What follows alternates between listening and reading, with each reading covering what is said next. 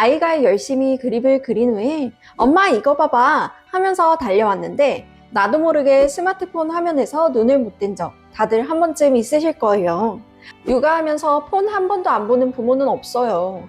당근으로 아이 용품도 사야 하고 육아 관련 정보도 얻어야 하고 육아로 지친 나 자신을 위해서 잠깐 쉬고 싶기도 하죠.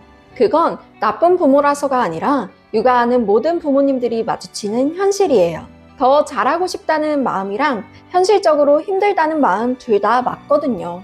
그래서 스마트폰을 아예 끊으라는 이야기가 아니라 진짜로 실천 가능한 방법을 알려드릴게요.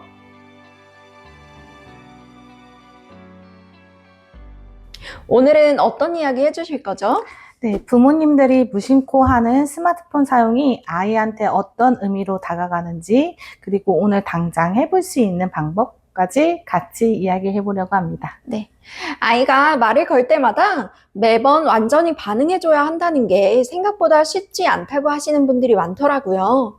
육아만으로도 벅찬데 이런 얘기가 부담스럽다는 분들도 있으시고요.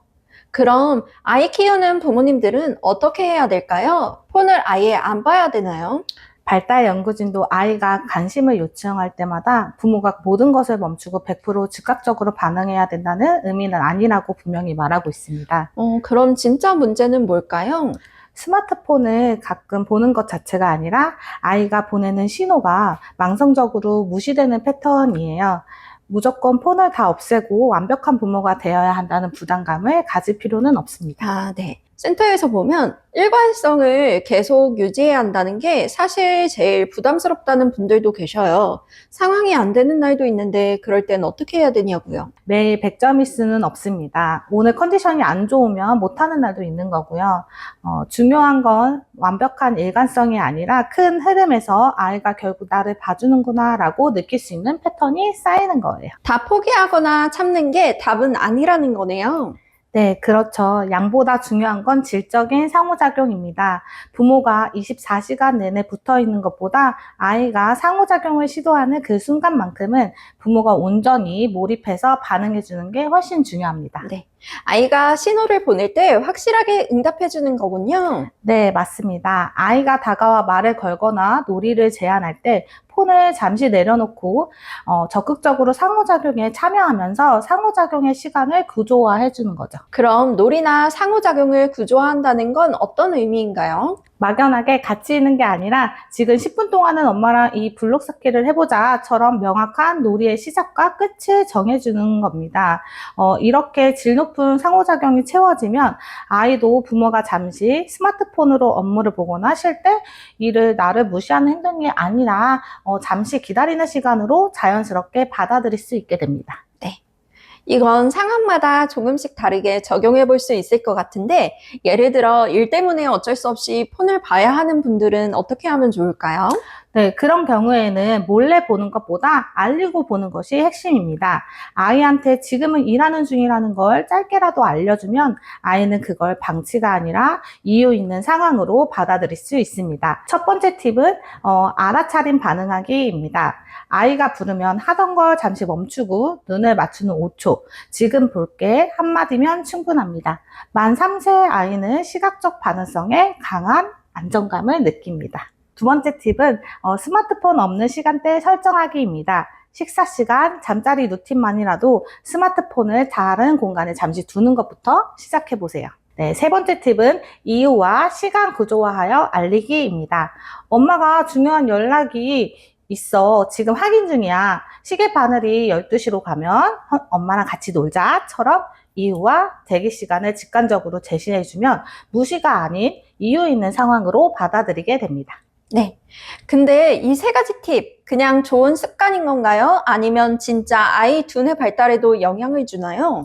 결론부터 말씀드리면 지금 알려드린 5초 눈맞춤이 실제로 아이의 뇌 회로를 만드는 행동입니다. 하버드 아동발달연구센터에서 나온 서브 앤 리턴이라는 개념인데요. 아이가 옹알이나 손짓, 눈빛으로 신호를 서브로 보내면 어른이 눈을 맞추고 반응해주는 게 리턴이 되는 거예요. 이 짧은 주고받음이 반복될 때마다 아이 뇌 속의 신경회로가 실제로 만들어지고 튼튼해진다고 해요. 그리고 이 연구에서 중요한 부분이 하나 더 있는데요. 가끔 신호를 놓치는 건 괜찮다는 거예요. 오히려 놓쳤다가 다시 알아차리고 반응해주는 회복의 경험 자체가 아이한테는 실수해도 다시 연결될 수 있다는 걸 배우는 과정이 된다고 해요. 그러니까 완벽하게 매번 반응하지 못했다고 해서 자책하실 필요는 없습니다. 네, 그러니까 이 세 가지 매일 다 지키지 못해도 괜찮다는 말씀이시죠? 네, 그럼요. 오늘 하루에 딱 한 번 5초만이라도 눈을 맞추는 것부터 시작해 보세요. 그것만으로도 충분한 시작입니다. 네, 이거 진짜 오늘부터 해볼 수 있겠는데요. 근데 이게 왜 그렇게 효과가 있는지 조금 더 자세하게 듣고 싶어지네요. 그럼 왜 이렇게 짧은 순간이 그렇게 큰 영향을 주는 건가요? 부모가 스마트폰을 보느라 아이와 함께 있는 순간 상대를 소외시키는 행동을 퍼빙이라고 부르는데요. 전화 그리고 무시하다가 합쳐진 말이에요. 그게 아이한테 실제로 어떤 영향을 주나요? 미국 뉴포드 헬스케어가 올해 발표한 연구에 따르면 12세에서 17세 청소년 600명을 조사했더니 부모가 폰에 정신이 팔려있다고 느낄수록 아이의 애착이 불안정해지는 경향이 뚜렷했습니다. 애착 이론에서는 이 패턴이 청소년기로 끝나는 게 아니라 성인이 된 이후에 인간관계까지 이어진다고 봐요. 청소년들도 이렇게 느끼는데 더 어린 아이들은 어떨지 걱정이네요. 특히 만 3세 전후 유아기 아이들에게는 왜 더 치명적일까요?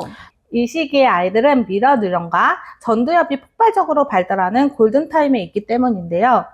만 3세 아이는 부모의 눈빛, 표정, 음성을 실시간으로 모방하고 읽어내면서 타인의 감정을 이해하고 자기 감정을 조절하는 법을 배웁니다.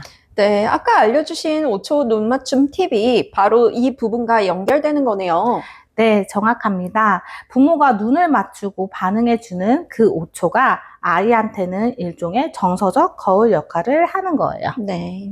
그리고 유명한 무표정 실험처럼 부모가 폰을 보느라 무표정해지고 반응이 떨어지면 아이의 뇌는 심각한 정서적 스트레스를 느끼고 스트레스 호르몬인 코티졸 수치가 급상승합니다.